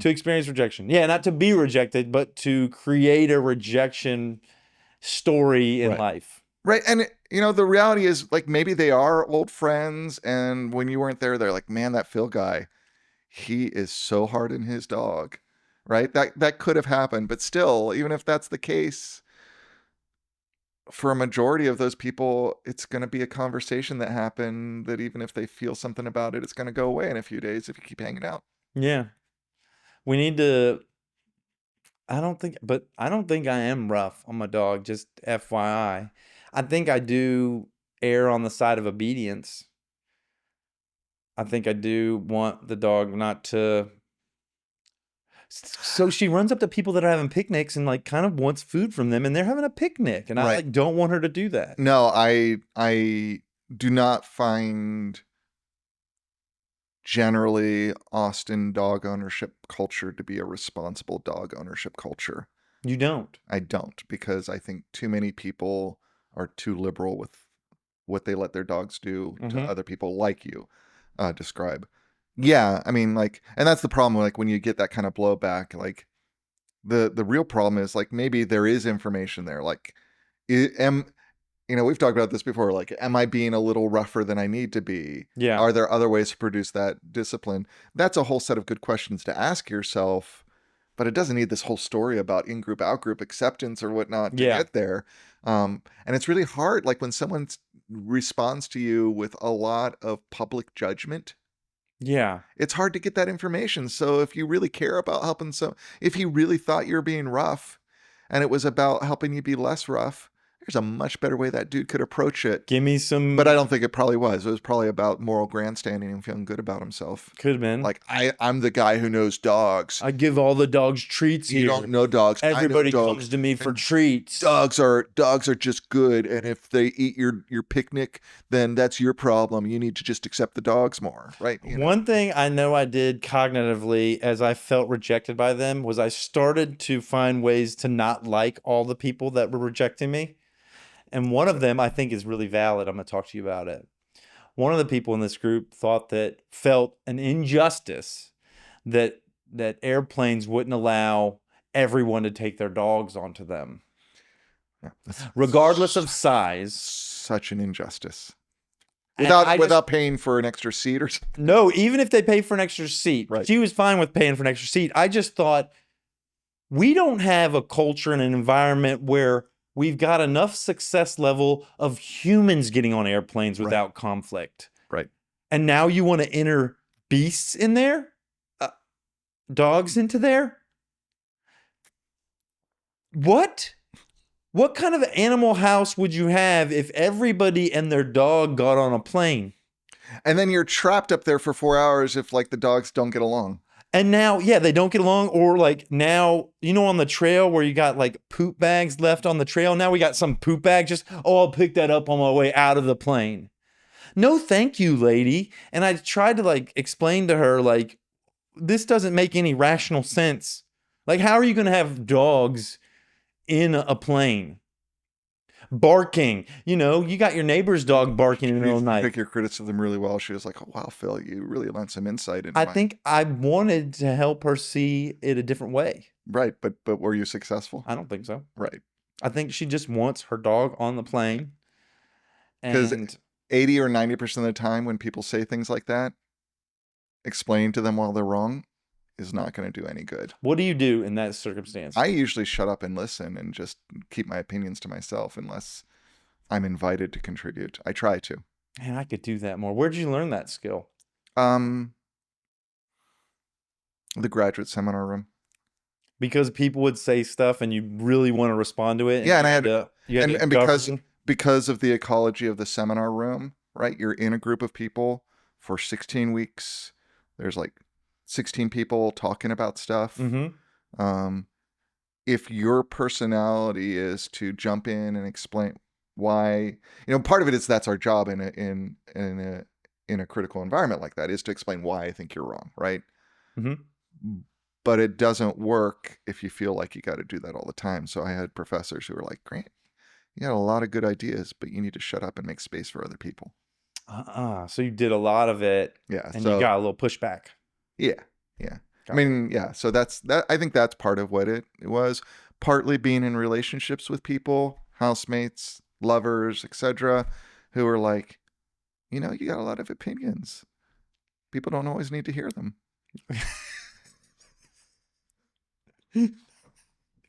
And it's like, yeah, I am a Hey, you should apply that to that opinion, person. right. No, it's been like loving people who like told me this in loving Yeah, I ways could at loving probably do that. times. I think I could probably do Yeah, that. it's just like silence is a power. I just always want to I'm not good at it. participate. I want to do too. participate. Oh, 100%. I want to be in there with my words. 100%. Like I struggle with this every day of my You do. life. Yes. Because for me, my words are like the glue that has me being a part of something. I know. And I want to be a part of something. We're very verbal humans. That's why we're sitting here talking in microphones And then at each other for 2 hours. Yeah.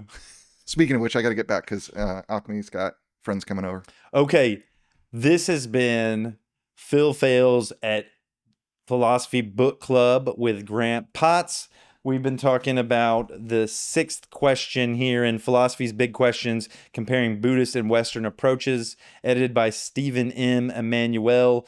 This one was written by Amber C. Carpenter, titled Why Do Bad Things Happen to Good People and None of Us Deserving the Cruelty or the Grace, Buddhism and the Problem of Evil.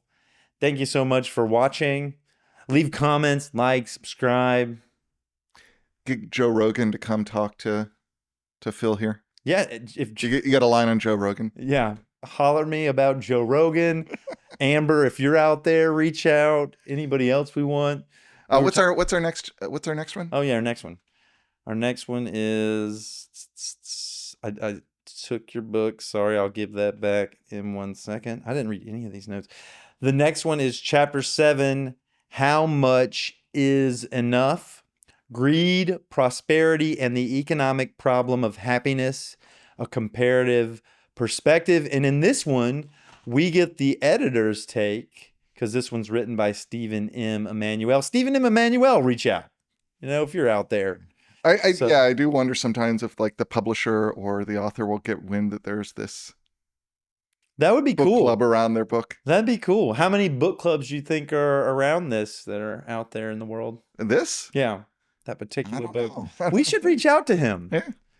I'll reach out to him. Yeah. Just say, hey, just so you know. I mean, I imagine I was going to say. He's probably gonna watch it and be like, whoa, you guys He's are a professor. interesting readers.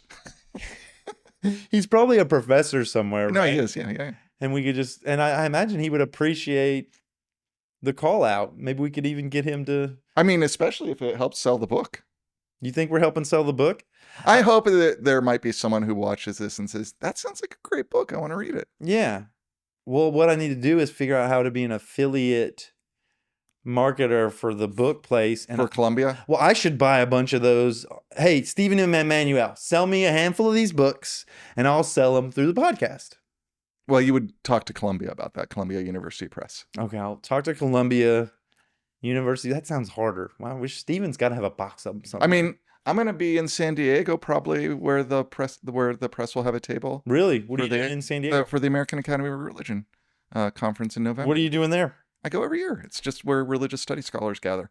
You're doing some religion studies Yeah, I was in gathership. San Antonio last year. It's in San Diego this year. Nice. So yeah, we'll probably be done there. I can go up and be like, hey, just so you know, my friend Phil did a thing. Like he wants to know if he can sell your books. Well, you as did an it too. We did a thing. Yeah. You're actually more the catalyst for this book than I. Well, I mean, you brought 9 books over. Right. And we picked this You one. picked that one. We end this with a hug, Grant. Okay. You ready to do it? But there's microphones. We move those. You know the drill. You just swivel them. Just like, yeah. Do. You go first. Do. It's going to have sound effects. All right. Do.